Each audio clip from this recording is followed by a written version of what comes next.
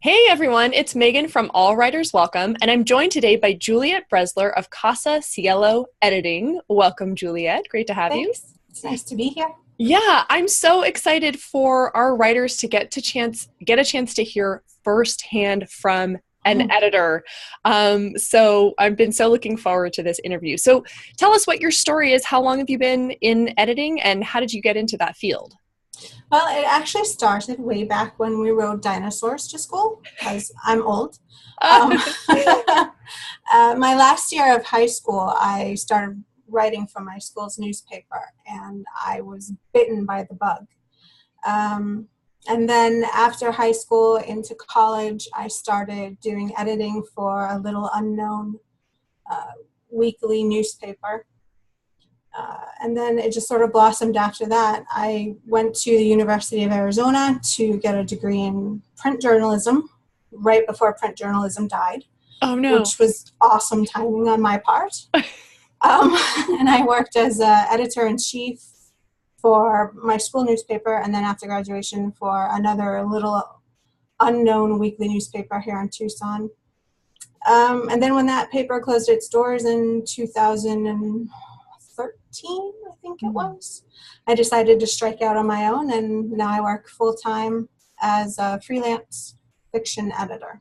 Wow. And was that a tough transition from journalism editing, from editing, articles to editing fiction? Yeah, because I kind of had to unlearn a whole bunch of stuff that I had learned before. The biggest example I can give is the Oxford comma, which I know is really controversial.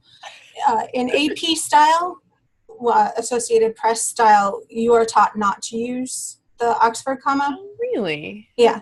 So after making the transition from journalism, nonfiction to fiction books, I had to learn to use it, because a lot of my first authors that I worked with absolutely hated that I did not use it. So I Oh, kind of had to wow. learn. And now I'm like the biggest proponent of the Oxford comma. I So. am as well, and some people may be going Oxford, who, what?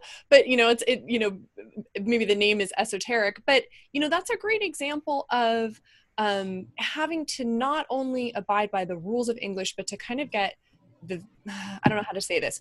Authors are allowed to break rules that I imagine. Yes, fiction editors break rules. I mean, obviously the basis, you want to learn the basics. You want to Yeah. learn the rules in order to learn how to break them effectively and not get dinged by them, Right. in And that's what every review or whatever. makes us artists, or that's what Hmm. makes an artist, right? Is you learn the technique and then you make it your own and different. But then it requires a bit more flexibility than just going by Yes, the book. So that's actually a definitely. perfect segue into the question I'm dying to ask you, which is, can you define the term editor for us in the context of editing books? Because I know some people think an editor is just a person with an angry red pen who goes flashing through baby, this work you bled in order to create. So walk us through, like, what do you do as an editor? What does that term mean? We know it's not just correcting people or slashing through their writing. So give us, Right. Well, the real deal. there's actually three types of editors. There's a substantive or developmental editor, which they are a new writer's best friend. They will take you by the hand, teach you how to write, help you develop your characters, your plot, and learn, good, strong writing skills. Yeah. Those people, God bless them, because I can't do it. And that's But somebody you would start working with earlier on in the yeah, process, right? like probably the best time to do that is when you're working on your very first draft. Find somebody who's willing to give you an hour of their time a week to just sit down and talk with you, either through email or face to face or over a messenger or whatever, and they can show you chapter by chapter what things you can work on to make your story even better, whether it's making sure that your characters have a growth arc, or making sure that your plots are believable. I mean, even though it's fiction, you still need to have your plots based in reality. Even Yeah. if it's in a completely made up world, your characters and your physics and all of that good stuff still need to make sense. Yeah, I love that. I love that distinction. Just because it is fantastic doesn't mean it's not realistic, because it's all about the reality you create. And Right. yeah, that's something that's so like shocking and frustrating if you're reading a great book and then all of a sudden something happens that doesn't match the criteria that have been set out.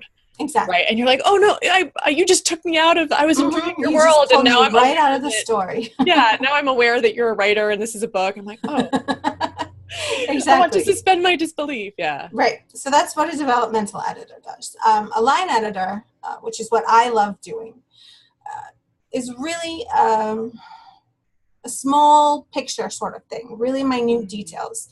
Literally, it means going through manuscripts line by line and improving every single line, either by correcting grammar, by correcting punctuation and spelling, by making sure that dialogue does not sound wooden, making sure that characters' details match. So like if you start out your story with a blonde-haired, blue-eyed girl, you don't end up with a brunette with green eyes at the end. Right. She ran her hair through her long brown tresses, and you're, interesting. I thought it was short and blonde. Right. Right? Yeah. So, and that, it's really detailed oriented, line editing is.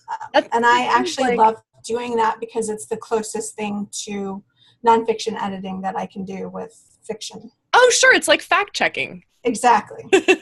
But that seems like a godsend for authors. I mean, when you're so in your story, I can totally see losing a detail like that. And in order to have people take your story seriously, I mean, that's the kind of thing you would just, it would make the difference between having a really great book that people connect with and having a book that people start to connect with and then feel let down by. Right, exactly. And then the third and final editing is just proofreading, which is, grammar, spelling, punctuation, word context, all that kind of stuff. And we all need it. There's that sentence you've read 14 times.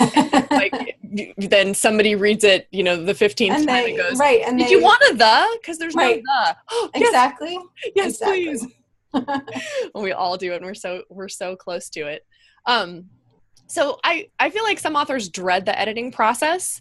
Have you encountered authors? Have you worked with authors or just heard from them and they go, no, it's too scary? Yes. I've had, actually, my best friend, I do editing for her. Oh, wow. I probably shouldn't admit that, but you won't tell, right?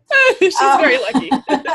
She, the first book that she gave to me, she prefaced everything she'd send me with, please don't hate this, please don't hate this, please don't hate this. And she was just very trepidatious, I guess, about the whole process, knowing that I am a very exacting editor, that I have worked with lots of people in the past, and I have gotten, one of my clients was top 10, or no, number one actually on 5 or 6 different Amazon charts. Ooh, nice. I'm so proud of him. But knowing this and then sending me her book, which I think was maybe only the second one she'd ever written, possibly the third, I could understand why she might be a little worried that I would just rip it to shreds and that I would find absolutely nothing good in it. Oh. Which I mean, no matter how terrible your grammar is, no matter how deplorable your fact-checking is, no matter how awkwardly you construct your sentences, if you have a good plot and good solid characters, all of that other stuff doesn't matter because all that other stuff can be corrected. But if your book, if your book does not start out very well, if there's bad characters or a cliched plot, right. I'm not sure anything. Not an interesting story. Right. I'm not sure that, you can learn how to write, but there has to be something there to uncover. I want to go back to that feeling of, a writer being afraid you're going to rip them to shreds, because I think this is such an important point of clarification. You as an editor and editors in general are not critics. Your job, it does not end with finding the flaws. No. You are, you are the personal trainer who's going to kick somebody's butt. You know what I mean? This is going to hurt. You're going to have to get into it. But it's for the purpose of remaking something stronger in a way that will be well received. And it's, of course, intimidating to share what we've worked so hard with.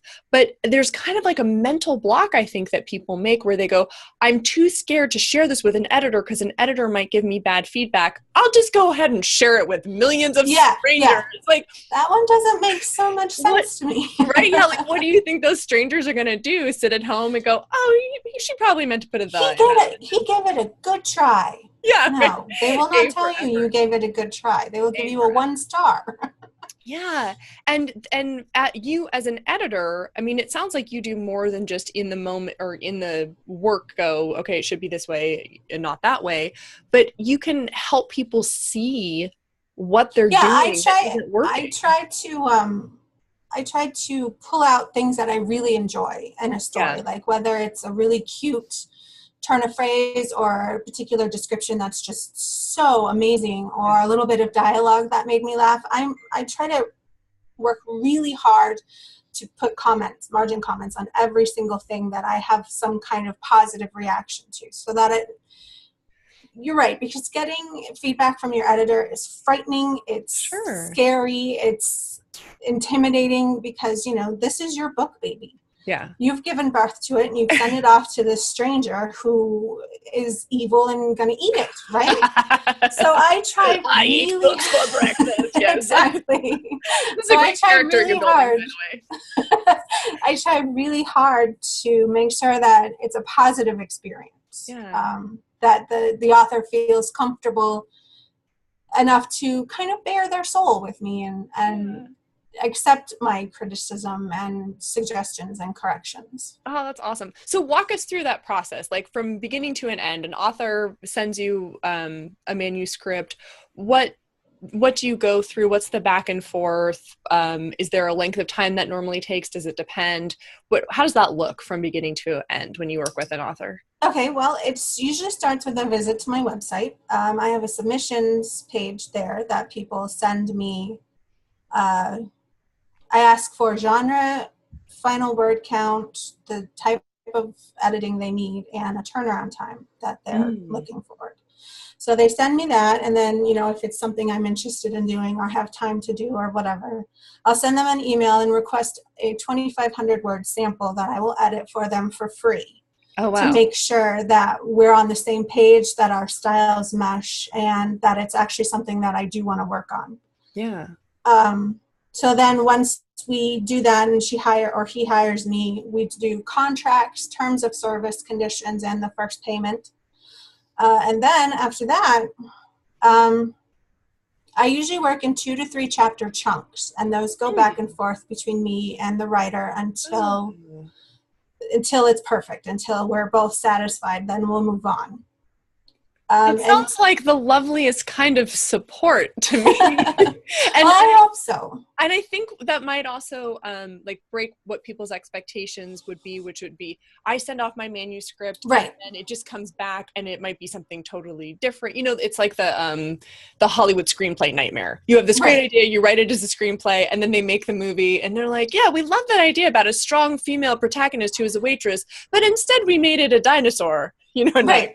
Right. Okay. No, I don't do that. Yeah, but the going back and forth and working to refine together, where it's like you're leading because you have the background and the knowledge of what is correct in terms of language, and then also what flies in terms of story. But it sounds like there's a conversation there as opposed to yes. I love keeping those lines of communication open between me and my authors, because a lot of them are first-time authors, and they need that constant feedback. I think it helps them develop not only their writing skills, but also their confidence in sharing their stories.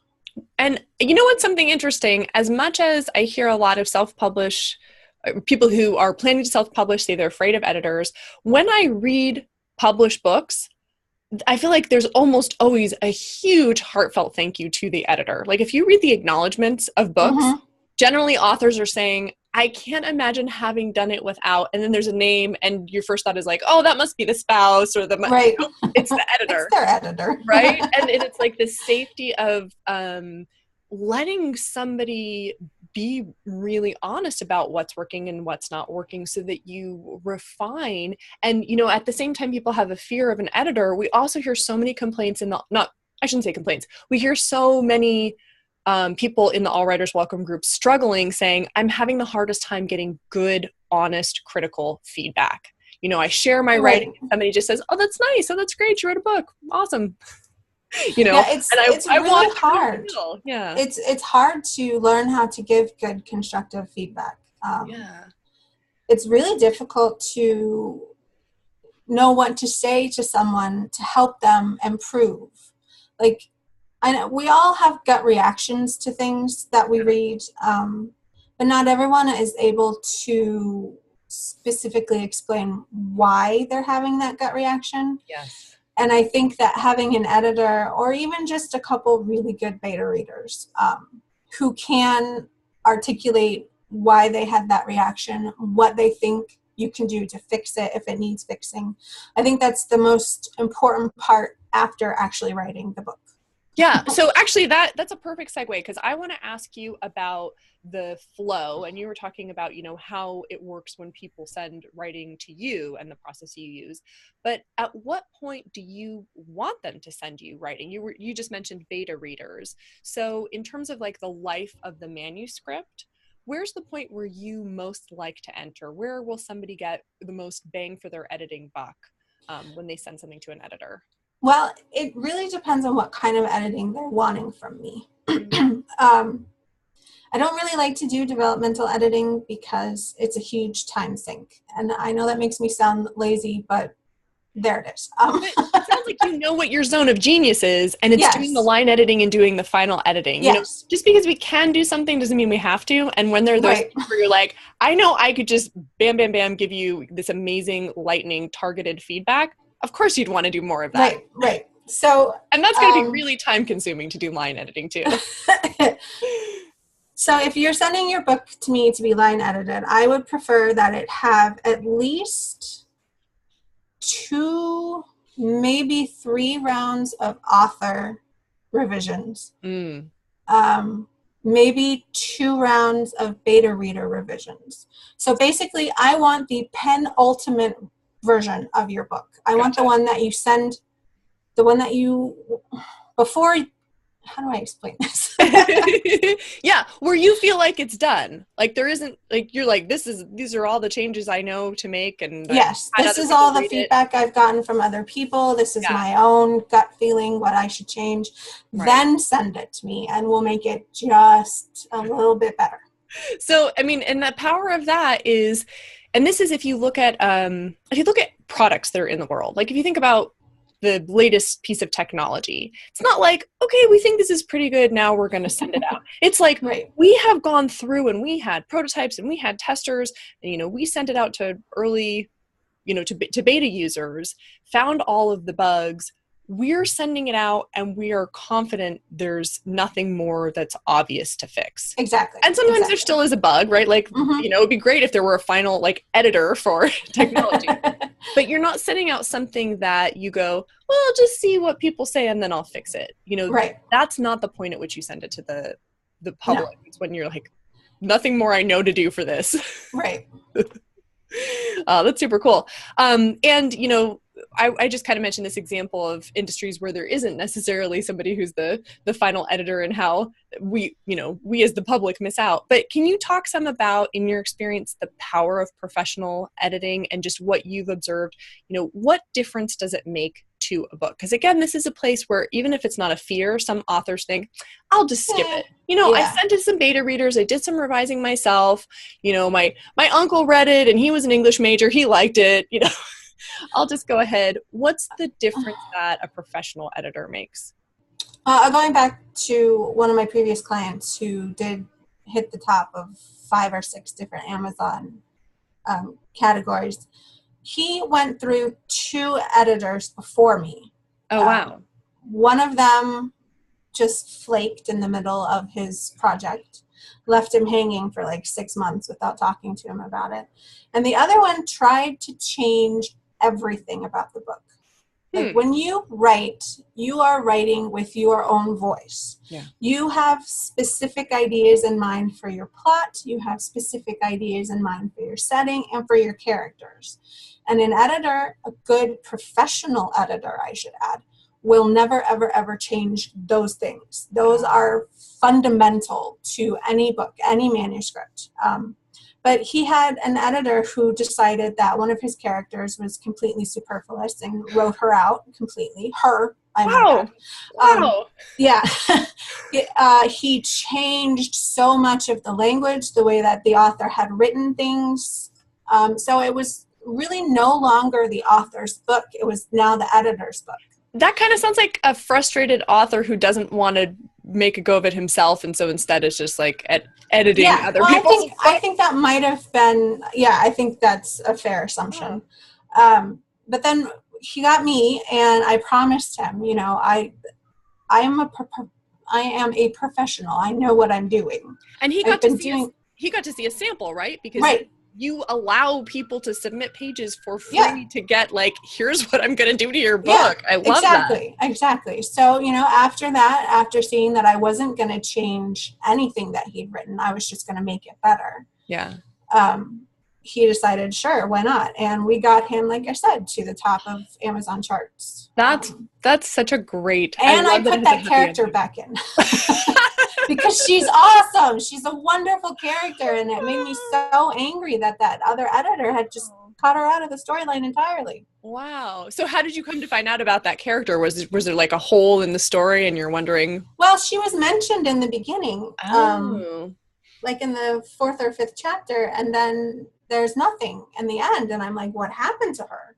Wow. And so he told me that he cut her. I'm like, well, send me the original scenes that she was in. And I was like, we have to bring her back. She is so important to this story. And the fact, I thought it was criminal that she had been cut. So. Wow. And I think that's a really important reminder. You are going to, as an author, you're going to work with an editor who is a professional, and you need to trust that person. But in the same way, if you went to the mechanic and all of a sudden he says, oh, and I think we need to replace all of your tires and you need a $5,000 new rear view mirror, you have to use your judgment, and you do need to get good recommendations, and you need to, check people out and make sure it's professional. And I wonder how many of the, I worked with an editor horror stories are really just the result of somebody who hired a person without knowing anything about that person's credentials, or, didn't get a recommendation, or it's just an uninformed hiring. Exactly. decision. Like I liken hiring an editor to hiring a plumber. Okay. Yeah. You don't hire the first plumber in the phone book. You get like 3 estimates or whatever from 3 different people, and you talk to them and you look at their estimates and you see, which one makes the most sense. And you do the same thing with editing. Don't ever settle for the very first person you contact. Yeah. Because you don't, and especially don't settle with them if they won't do a free sample. Yeah. If they also don't have testimonials, or if they don't give you contact information for past clients, don't work with them. Yeah, you need references, testimonials, a free sample. Ask to look at on Amazon the look inside thing for books they've worked on in the past.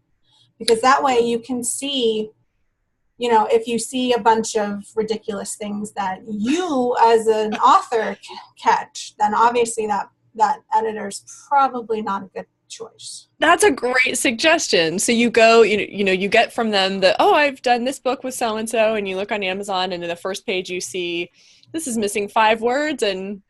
Right, exactly. Don't work with that editor. Oh, I love that. Although, there's a little caveat to that. Oh. Authors and editors often butt heads. That's obvious. Yeah. And if an author doesn't take a specific suggestion, that's on the author. It's not on the editor, because it's been made. And that's so tricky, because with self-publishing, it's the author who's uploading it who does have the final say. And so of course you can say, but then you read all of these comments, reviews that say the book wasn't edited. And, if it has been edited, then chances are the author ignored a lot, if not all, of the editor's suggestion, and that's why you've got what you've got. Right, right. And it's something that happens, even just with getting suggestions about story is sometimes authors are just intent on the original vision they had or the original way it was. And anybody who comes in with feedback that actually would help, it's like, nope. Right. I know better than you, so yeah, I'm not open to suggestions. Yeah. sure. And that's a challenge. So how can an author get the most out of working with an editor besides the obvious, which is don't just argue against Listen to everything we say. Don't argue. We know, you don't. No. Actually, there is a little bit of that in it. Not as horrible and imperious as I make it sound, though. But I guess just if something doesn't feel right to you, speak up. Have really good open lines of communication with your editor. Make sure that you're both speaking the same language. Just like I said, if something doesn't feel right, if she or he makes a suggestion that you think would completely undo whatever you've been trying to do, make sure that you voice that. Explain to them why you did the way you worded that the way you did, and right. 9 times out of 10 the author or the editor will be like, sure, I can accept that. Well, there can even just be like if you don't have good lines of communication open, there can even just be misunderstandings. Right. And exactly. I've been in situations as a writing coach where somebody's written a sentence and it's a little bit just confused or what's the word I'm looking for? Like convoluted. And I think I'm understanding it, and I'll make a suggestion like, oh, you might try rewriting it as this, only to have the person come back and say, well, that's not what I mean this. Right. So I'm making my best suggestion based on my perception of what the meaning is, and then I'm say try way based on that meaning, and the writer will go, oh, but I mean something else. Oh, right. Okay, cool. Then let's find a way to say that will be more clear. So of course it could just be your best attempt to help them get that line better, but it was so confused to begin with that I had to go back to the starting point. I have a kind of wacky question for you. If you could go back in time and you could edit any book from history, what would it be? And that might be something you're like, oh, I would have done it differently, or I wish I could have been a part of making such and such. Do you have a favorite? Oh, this is going to be an unpopular one. Oh. I would say The Lord of the Rings. Okay, tell us why. Because I have tried to read it a couple of times, starting, of course, obviously with Fellowship. And they get to Rivendell, and it's the Councils of Elrond, and it's just so boring. It's like page after page after page of politics and talking and no action. And I'm just like, dude, I realize that you created this world to showcase this language that you made up. Yeah. But come on. Just cut out all the talking. But you know what? You just clarified something in my brain, because I feel like there's a total overlap between people who are huge Lord of the Rings fans and read the books, and people who play Dungeons and Dragons. And it's people who are like, I am totally fine with spending the next 27 hours figuring out that, you know what I mean? Like, there is a time dedication there that is. I fully admit I am a complete nerd. I play D&D every Friday. Nice. but I just can't. Taking it too far. Yes, I just can't. I can't do, like, I literally have not finished any of the other books. I get stalled out when they first hit Rivendell, and I'm just like, I can't power through it. So I would love to just cut that scene down to like maybe 4 pages instead of the whatever 55,000 or whatever it is. Oh, that's so funny. And please don't hate me. I think that makes so much sense. And you brought up a point I want to go back to, which is, his like intention. Like, Tolkien is one of those writers who create, not just a world, he built a language. Yes, a couple of languages. Yeah. And when we write, there is that tendency to want to keep the things that we worked really hard on creating, and not everything that's part of writing your book ends up in the final draft. Right. Or exactly. should end up in the final draft. And there may be some pieces and you go, oh, I would really love to include that, either because it took me so long to create or because I really think it reveals a lot about the character. But once you've created it, it's still there in your mind as an author. You still know that's part of the backstory. And that kind of tough editorial decision seems to me exactly the reason it's so powerful to have an editor. Because it's very unlikely that we as authors are going to be the ones to go, oh yeah, that doesn't really fit the final. It used to fit, or it helped me get to this point in writing. But yeah, it doesn't need to be here. We're not going to be the ones to do that. No. And yet if somebody helps us see that, we go, oh, now it's more streamlined and now it's something that will and there's no saying that you can't keep that little bit and use it in a different story or write an entire short story based around it. I'm loving that. Don't ever, if you're editing something and you cut complete scenes, don't ever just delete them. Make sure that you save them in an ideas file or something. And then that way in the future, you can go back to it. It'll still be there. It'll still mean everything to you. So. And I think there's a growing trend, and this is something so cool about being a self-published author. I think there's a growing trend with taking material like that and turning it into, like you said, a short story that could be ancillary. It could even come out before your novel or even a novella, like something short that can be a freebie when people sign up for your author newsletter or, it can come out first and create buzz. And, if you think about it that way, it's like, oh, that's very positive. So that would be a good proactive thing to ask your editor is, if I were going to cut something and we're going to that's great. Come out ahead. Yeah, that's like a huge trend now in publishing is like little filler stories to either bridge the time between two big novels or, like you said, as a reader hook to get them interested and excited about your work. So I think that's a great idea. That's such an advantage that self-published authors have. And I didn't ask, but you're working completely with self-published authors or some? I have one traditionally published, 3 traditionally published authors that I work with. Everybody else, though, is definitely self-published. Nice. And do you feel like it's pretty much the same process working with? Yeah, absolutely.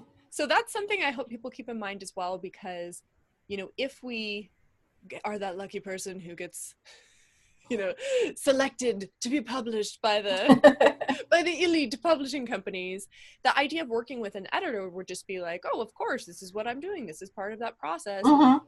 I'm lucky. I have an editor that I report to and who helps me and guides me. And you are that editor, but you're also available to people outside of the realm of, the traditional publishing. Exactly. And so I think that could be a cool reminder for any author who is dreading having an editor or is thinking of skipping it. Think back to when you read the acknowledgement in a published book and it says, I could not have done this without my editor. And you and I are both Neil Gaiman fans, right? Am I remembering right? Yes. And I'm just especially remembering, what was I reading of his recently? But on and on about my editor and you think, Neil Gaiman, he's the most creative, wonderful writer. How could he possibly need somebody to tell him how to make his book better? Because every author does. Because everybody. I don't care if you're Neil Gaiman or Joe Schmo off the street. Yes, or J.R. Yeah. Right. Because, everybody needs those outside eyes. Cool. Okay, so Juliet, tell us how we can get in touch with you. How can people find you, follow you? You mentioned your website. How can they? It's Casa Cielo, CASACIELO, editing. You can just Google that and you'll find me. I'm on Facebook and I have my own website and I have Twitter, but I don't ever use it. So don't go there. I think that's kind of what Twitter is for, just to have it and not use it. Right. Twitter I haven't quite figured it out yet. Twitter is like those, expensive hiking shoes we have in the closet. We're just supposed to have them. We're not supposed to. Yeah, I don't know.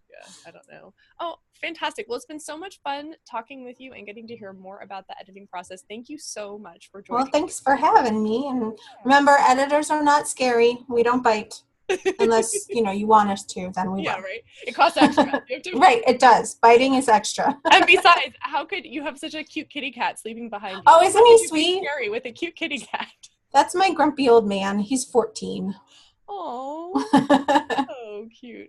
Well, thank you so much, Juliet. And you can find Juliet at Casa Cielo Editing.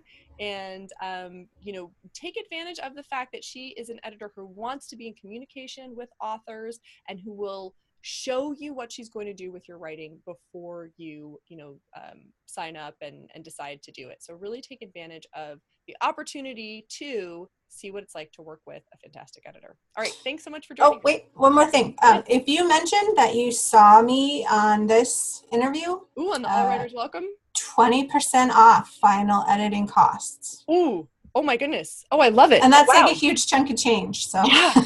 Make sure you mention it. Okay, so make sure you mention that you saw the interview and All Writers Welcome. Awesome. Thank you so much for offering. Sure. Thanks for having me. Appreciate it. All right. Take care. Have a great one. Bye. Bye.